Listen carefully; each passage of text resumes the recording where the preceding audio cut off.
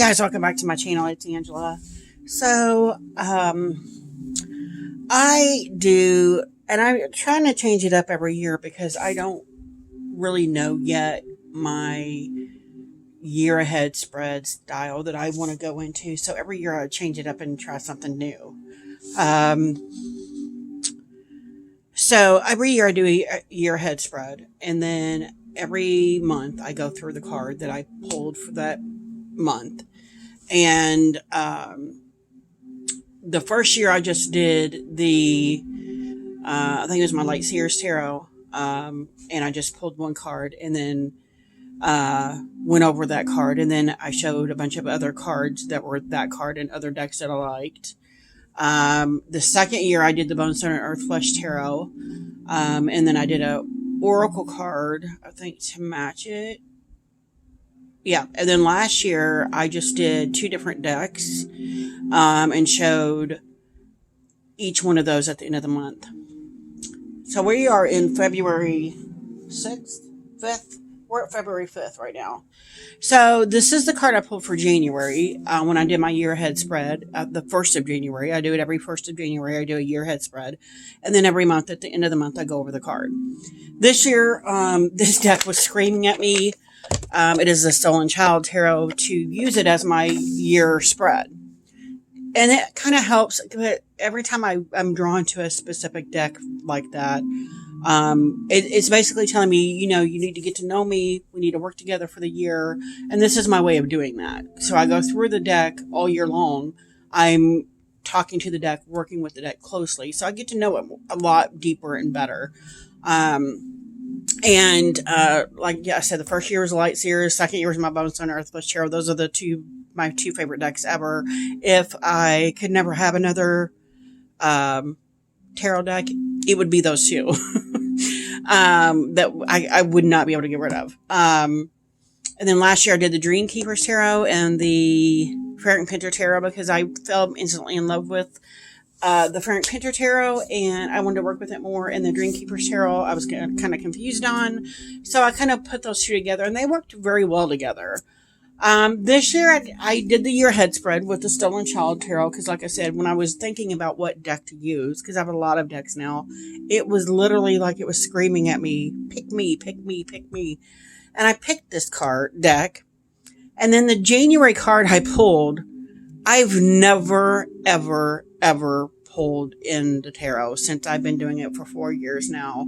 I've never pulled this card. And for the fact that I pulled it for the month of January was crazy.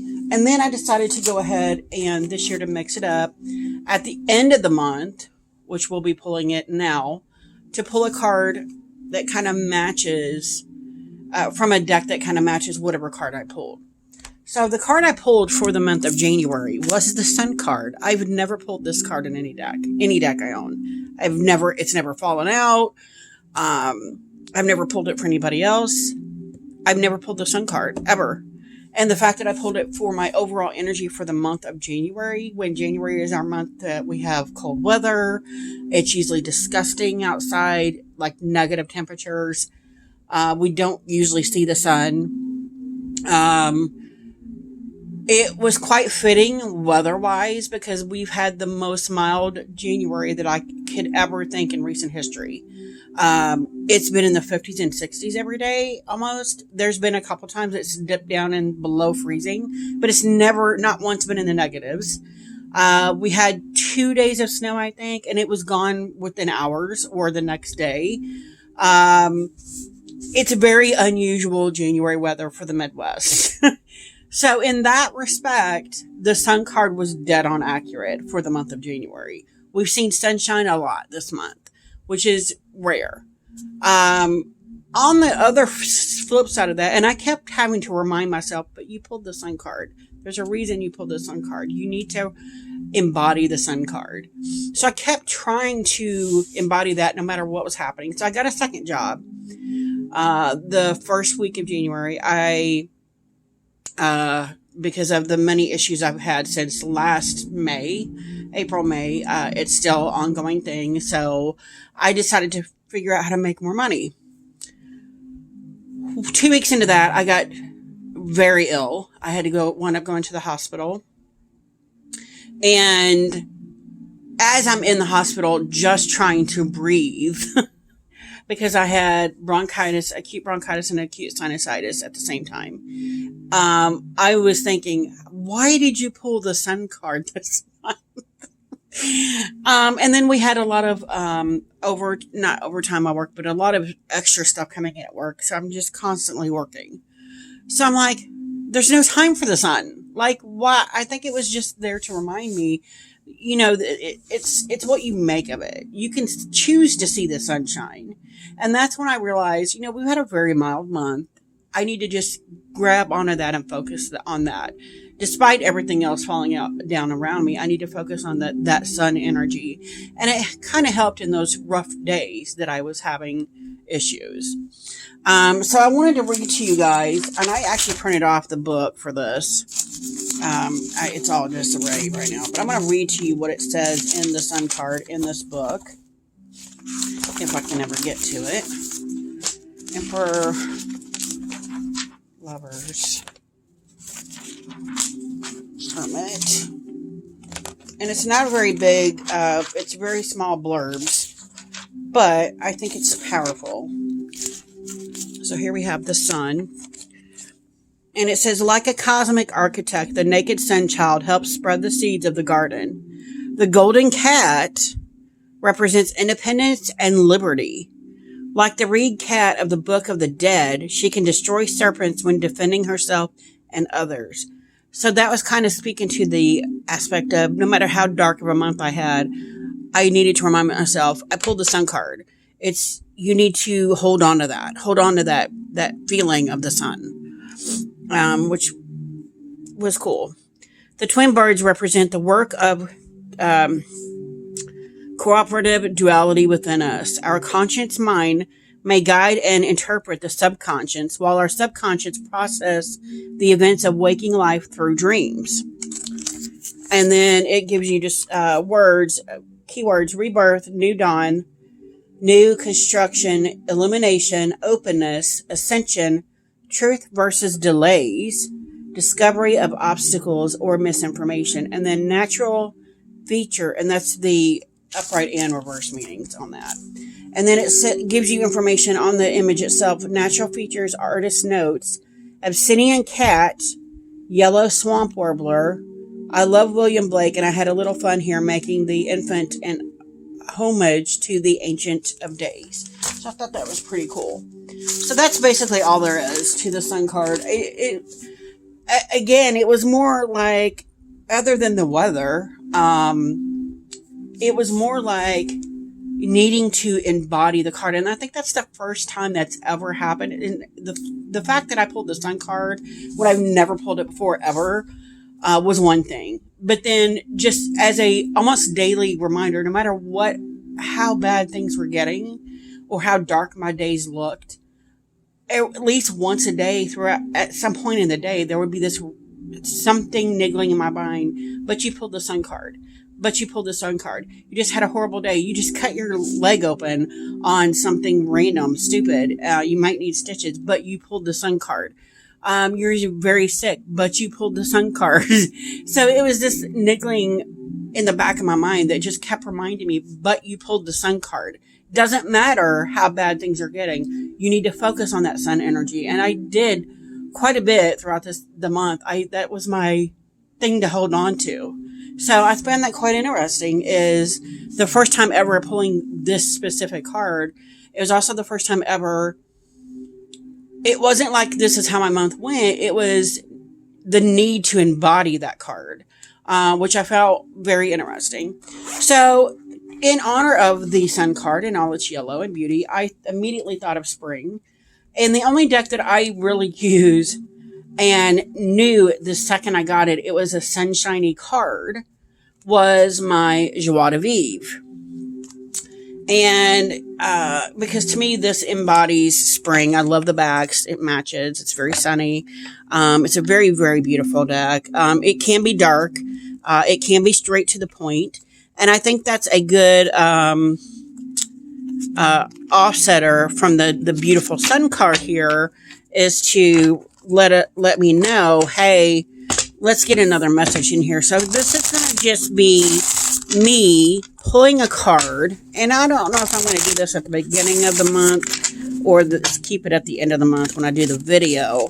You guys decide, because I don't know. But I'm going to pull a card. This is tell me what embodied January for me. That one's trying to fall out. So we got the Hermit. So yeah, that is crazy. So yes, they don't look anything alike. The backs don't look anything alike, but they totally go together because, first of all, we have the light here, and this literally, and see, something told me to pull this deck, and this is Dawn Michelle's fault because I saw her last video she did of how she lets the Oracle guide her into what tarot, and I thought it would work for my year ahead spread as well, and it's worked perfectly, obviously, because the Sun card was the energy I needed to embody, and the Hermit card is actually how my month went, so that worked perfect. So the Hermit is,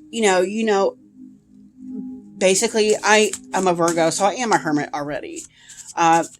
If it wasn't for the Chariot being my soul card, I would have thought the Hermit was, because I'm always drawn to the Hermit card. But I love in this one, the Hermit, there's darkness. And that's how most of my month went. It was like, yes, there's sunshine, but I'm not seeing that. I'm really sick. I'm working my butt off. I'm doing this double job. And I'm pretty sure that the double job is what got me sick because I was doing too much at once. And the Hermit is, I was forced to take time out. I was forced to become a hermit because I was forced to get better and not spread my illness everywhere. And the whole time I'm seeing, and I just keep hearing, but you drew the Sun card. And to me, this lamp is the Sun card. And I had it bottled up waiting to remind me it may look bleak, it may look dark, and you've got darkness all around you. But you drew the Sun card, but you are the sun. And so I think that goes perfectly together. So now I'm thinking I may still draw this at the end of the month. So that was pretty interesting just now that kind of, this will be the card that actually, we'll see how next month goes because it may not go like this. Or you know what I mean? This month, the end of this month. But let's look at the Hermit card on the Joie de Vivre and see what it says. And that's my dog. Like, somebody's probably walking down the street. She barks at everything or growls at everything because she thinks she's going to hurt everybody.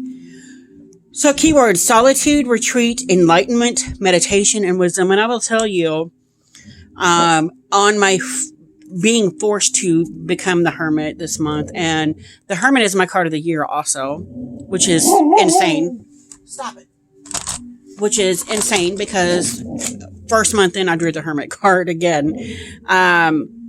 But being forced to retreat and being forced to become the Hermit, in that I also found a little bit of enlightenment when it comes to my spiritual journey. So I thought that was interesting. A gentle hermit named Ermite stands alone at the top of the tallest mountain. The light of his lantern contains the star of wisdom, leading the way through the dark of night.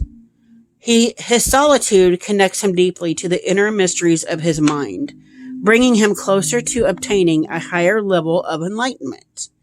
A dragonfly, dragonflies are my animals of the air.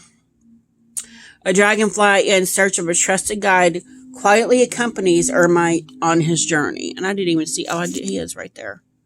The little baby dragonfly. Cute. A time of undisturbed retreat allows the mind to regroup and the soul to replenish. Wow.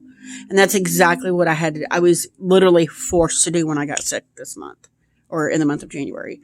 When you reflect inwardly and listen to your inner voice, you'll find healing, wisdom, and truth. And I just got full body chills because, yeah, there was a lot of truth bombs being dropped on me spiritually this month, or in the month of January. That's crazy. Reversed: isolation, loneliness, disregarding advice. So I think because I wasn't listening to my guides or my higher self, they're like, yeah, we're just going to make her sick. And then she's going to be forced to look at these things, forced to realize the sun has been out and open and beautiful this whole time. That's insane. So, yeah, that was my cards of the month for January. The Sun card and now the Hermit. So, the Hermit is exactly what I went through in the month of January.